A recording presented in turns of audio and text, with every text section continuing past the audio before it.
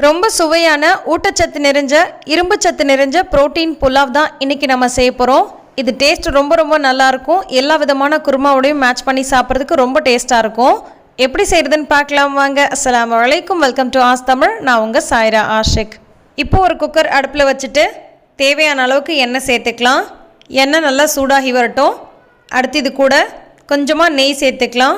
Just ஒரு spoon அளவுக்கு சேர்த்தாலே போதும். எண்ணெயோடு சேர்ந்து நெய் நல்லா உருகி வந்ததும் இது கூட ரெண்டு பிரியாணி இலை சேர்த்துக்கலாம்.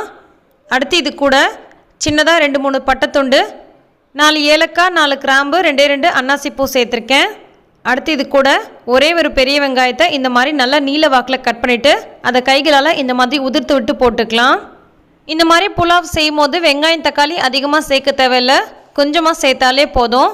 வெங்காயம் ஓரளவுக்கு வதங்கி வந்ததுக்கப்புறமா இது கூட நம்ம கட் பண்ணி வச்சுருக்க ஒரே ஒரு தக்காளி சேர்த்துக்கிறேன்.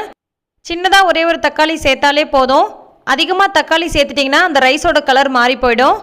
ஒரே ஒரு தக்காளி சேர்க்கறதுனால அந்த சாதம் நல்ல நயப்பாக இருக்கும்.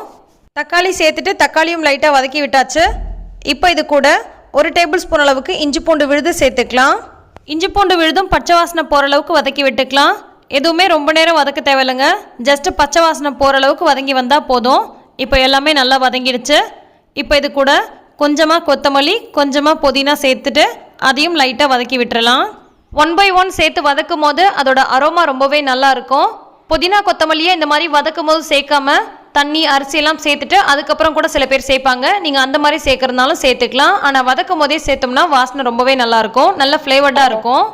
இப்போ இது கூட நல்ல 4 மணி நேரம் போல் ஊற வச்ச முழு பச்சை பயிறு 1 கப் அளவுக்கு சேர்த்துக்கலாம்.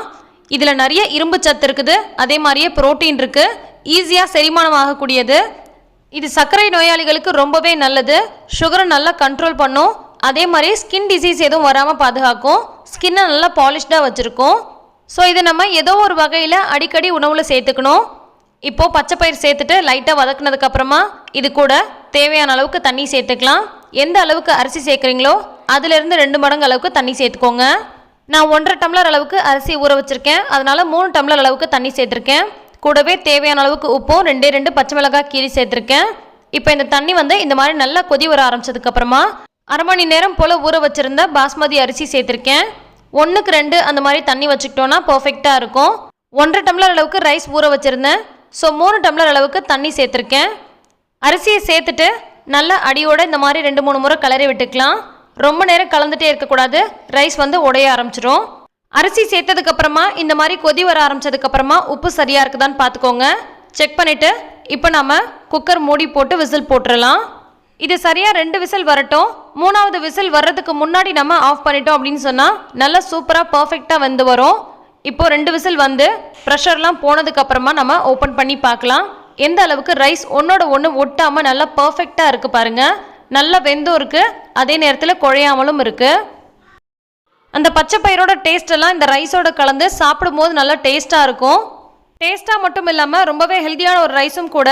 கண்டிப்பாக வாரத்துக்கு ஒரு முறை இந்த மாதிரி செஞ்சு சாப்பிடுங்க. எல்லா விதமான குருமாவோட சாப்பிட்றதுக்குமே நல்லாயிருக்கும். அதே மாதிரி நான்வெஜ் குழம்போடு சாப்பிட்றதுக்கு ரொம்ப ரொம்ப டேஸ்ட்டாக இருக்கும். ஸோ டேஸ்ட்டான ஹெல்த்தியான இந்த டிஷ் நீங்களும் ட்ரை பண்ணிங்கன்னா எப்படி வந்துச்சுன்னு கீழே கமெண்ட்டில் என் கூட ஷேர் பண்ணிக்கோங்க.